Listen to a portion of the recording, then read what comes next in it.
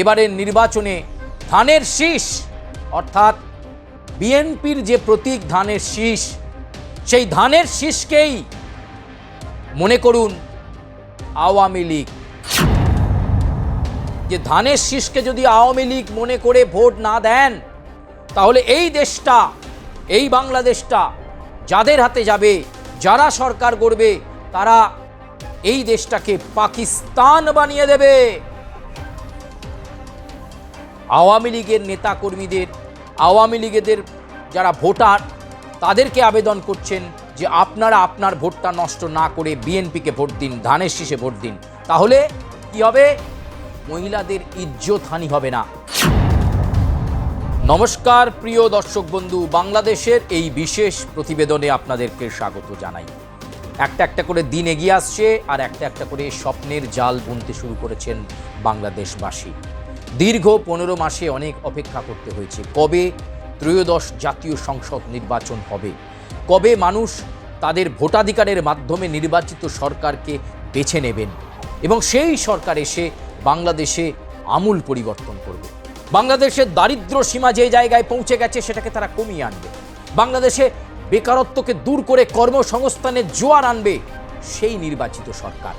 সেই কাঙ্ক্ষিত সরকার, সেই কাঙ্ক্ষিত দিনের অপেক্ষায় বাংলাদেশবাসী 15 মাস ধরে এই তত্ত্বাবধায়ক সরকারের মাধ্যমে চলেছেন, অর্থাৎ অন্তর্বর্তী সরকারের মাধ্যমে তারা পরিচালিত হয়েছে।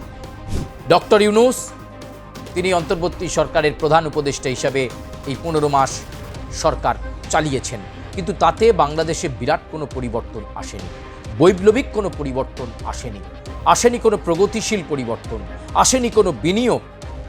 বাংলাদেশ তার বাণিজ্যের ক্ষেত্রে ডানা মেলতে পারেনি, উল্টে ভারত সহ বিভিন্ন প্রতিবেশী দেশের সঙ্গে বাংলাদেশের সম্পর্ক খারাপের দিকে গেছে।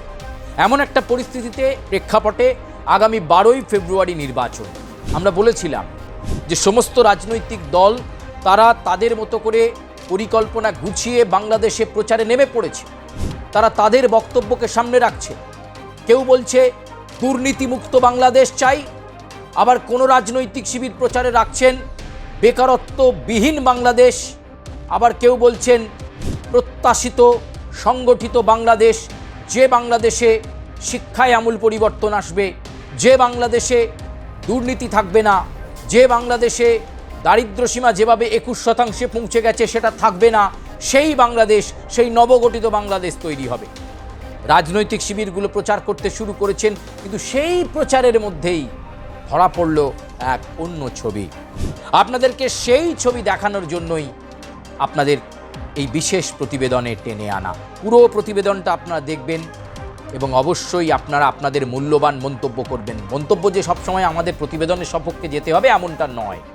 আপনারা জানেন যে বিএনপি, আবার অন্যদিকে এনসিপি, জামাত, এলডিপি, এছাড়াও বিভিন্ন ইসলামপন্থী দল, ওয়ার্কার্স পার্টি, বিভিন্ন রাজনৈতিক দলগুলো তারা তাদের মতো জোটবদ্ধ রাজনীতিতে পরিকল্পনা সাজিয়ে এই কদিন প্রচারে নেমে পড়েছেন।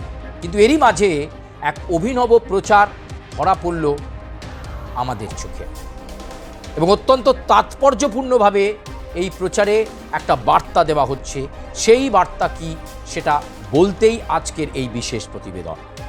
একজন হিন্দু মহিলা, বাংলাদেশে সংখ্যালঘু সম্প্রদায়ের প্রতিনিধি, যিনি দাঁড়িয়ে বলছেন যে এবারের এই নির্বাচন অত্যন্ত গুরুত্বপূর্ণ হবে এবং তারপর তিনি বলছেন এবারের নির্বাচনে ধানের শীষ অর্থাৎ বিএনপির যে প্রতীক ধানের শীষ, সেই ধানের শীষকেই মনে করুন আওয়ামী লীগ। এভাবে তিনি একেবারে খোলা মাঠে আবেদন করছেন, ধানের শীষকে আওয়ামী লীগ মনে করে ভোট দিন।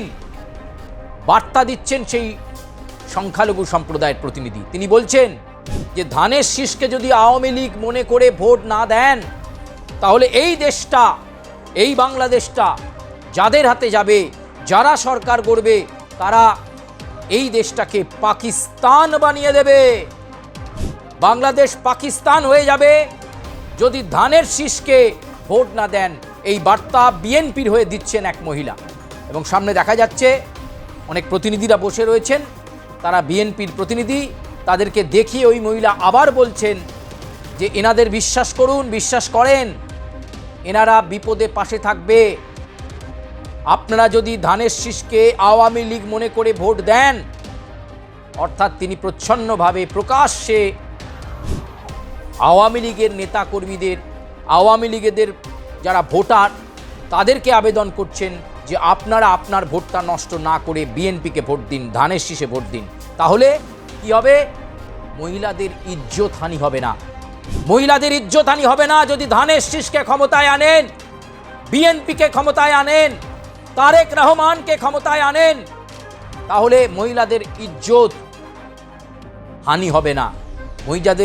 মহিলাদের ইজ্জতকে যদি ধরে রাখতে হয়, মহিলাদের নিরাপত্তাকে যদি ধরে রাখতে হয়, বাঁচিয়ে রাখতে হয়, তাহলে ধানের শীষকেই ভোট দিন। এই আবেদন, এই ভিডিও ইতিমধ্যেই ভাইরাল হয়ে গিয়েছে। আপনারা শুনুন সেই ভিডিও। বলছি সকলে তো আমার মায়ের বোন বা জাল মা না শাশুড়ি আসছেন এখানে, সবাই আমুলিকে এখানে আমি জানি।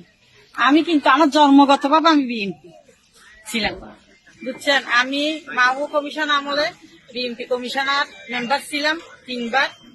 এখন দেশে আসছি ডক্টর করে, কিন্তু এখন আমি মা বোনকে বলছি নিজের ইজ্জত যদি রক্ষা করতে চান আপনারা সবাই বিএনপিকে ভোট দিন। বিএনপি বলে কেউ অবহেলা করবেন না, কেন এখন আমলিক নেই। এটাই বলছি যে এটা আমাদের মাতৃ জন্মের কথা। মা বোনরা বলছে যে আমলিককে ভোট দিও, বিএনপিকে দিও না। কিন্তু এখন আমরা আছি এখন বিএনপির হাতে, আমাদের আমলিক নাই। তোমরা সবাই নিজের ইজ্জত যদি বাঁচাতে চাও, নিজের একটা মেয়ে যদি বড় হয় মা বাবার ভয় থাকে, কিন্তু এখন ভয় নেই আর। এখানে সবাই, এখানে আমাদের মা বাবা এরা সবাই, এদেরকে চিনেন। যদি দূরের মানুষ হতো তাহলে ভয় ছিল, এরা দূরের মানুষ নেই, এখানে আমাদের দেশের মানুষ। কোনো যদি ক্ষতি হয়, কিছু হয়, আপনাদের ওকে রাখতে পারবেন। আমরা এখানের মানুষ সবাই, এখানে সবাই একজুট হয়ে 12 তারিখ ভোট দিবেন। সবাই ভোটের জন্য যাবেন, কিন্তু অনেকজন বলে বিএমপি কে ভোট দেবো না, যাবো না। না, এটা মনে করবেন না।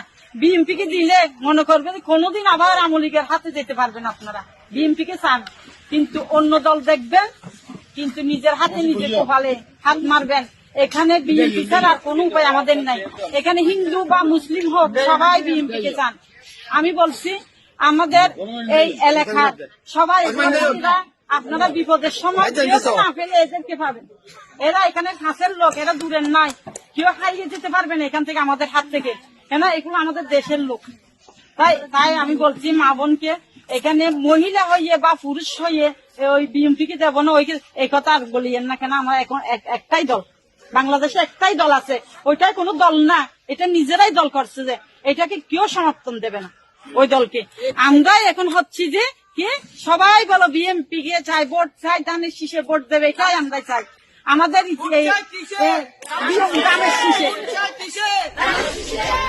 শুনলেন প্রিয় দর্শক বন্ধু, বিএনপির হয়ে মাঠে নেমে পড়েছেন এক মহিলা। আবার বলছি, সংখ্যালঘু সম্প্রদায়, যে সম্প্রদায়ের উপর বাংলাদেশে লাগাতার আক্রমণ হয়েছে, চিন্ময় কৃষ্ণ দাস ব্রহ্মচারীর মতো সন্ন্যাসীকে জেলে কাটাতে হচ্ছে, যেখানে চট্টগ্রাম থেকে শুরু করে লাগাতার বিভিন্ন জায়গায় কট্টরপন্থীরা আক্রমণ চালিয়ে যাচ্ছেন। এখনও অনবরত সংখ্যালঘুদের উপর আক্রমণ হচ্ছে, হত্যার মতো বিষয় ঘটছে।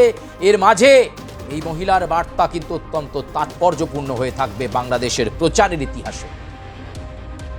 তার হাতে কোনো রাজনৈতিক দলের ফ্ল্যাগ নেই, হয়তো সে বিএনপির আপামর সমর্থক, যিনি এই কঠিন সময়ে উপলব্ধি করেছেন যে ধানের শীষকে মনে করুন আওয়ামী লীগ, আর ভোটটা ধানের শীষকে দিন।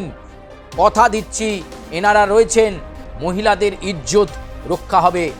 নয়তো দেশটা পাকিস্তান হয়ে গেলে মহিলাদের ইজ্জত বলে কিছু থাকবে না, মহিলাদের সম্ভ্রম বলে কিছু থাকবে না। মহিলাদের ইজ্জত, মহিলাদের সম্ভ্রম যদি রক্ষা করতে হয়, তাহলে ধানের শীষকেই আওয়ামী লীগ মনে করুন। এই বার্তাই মহিলা দিলেন। আজকের এই বিশেষ প্রতিবেদনের কারণেই আপনাদের সামনে আমরা রাখলাম যে গুরুত্বপূর্ণ প্রচারের ভিডিও বাংলাদেশের আপনারা দেখলেন ইতিমধ্যেই। যখন এখানে এই প্রতিবেদনের মাধ্যমে ভিডিও তুলে ধরছি, অলরেডি ভিডিওটি ভাইরাল হয়ে গিয়েছে। ধানের শীষকে আওয়ামী লীগ মনে করুন, তাৎপর্যপূর্ণ লাইন। আমি জানি না শেখ হাসিনা দিল্লিতে বসে এবার তিনি ঘুটি ঘুরিয়ে বলবেন কিনা, আওয়ামী লীগের সমর্থকদের টেলিফোনি বার্তায় যে বিএনপিকে ভোট দাও, ধানের শীষকে ভোট দাও, ধানের শীষকে ভোট দিলে অন্তত গণতন্ত্র রক্ষা থাকবে, মহিলাদের ইজ্জতহানি হবে না, অন্য শক্তির হাতে বাংলাদেশ গেলে বাংলাদেশটা পাকিস্তান হয়ে যাবে। ভিডিও বার্তায় ওই মহিলা আরও অনেক কথা বললেন যে একটা না একটা সময় শেখ হাসিনা ফিরবেন, এই বিএনপি হয়তো তাকে ফিরিয়ে আনবে, এই প্রত্যয় তার মুখে রয়েছে। তিনি যে দলের সমর্থক হোক না কেন, তিনি এই মুহূর্তে দাঁড়িয়ে খুব ভাইটাল লাইন বলে দিলেন আজকে, ধানের শীষকে মনে করুন আওয়ামী লীগ। প্রিয় দর্শক বন্ধু, আজকের মতো এ পর্যন্তই। আপনাদের সঙ্গে আবার দেখা হবে বাংলাদেশের বিশেষ প্রতিবেদনে। তখন না হয় আবার নানা যুক্তি, নানা প্রচারের ছবি আপনাদের সামনে আমরা রাখব। আপাতত ধন্যবাদ।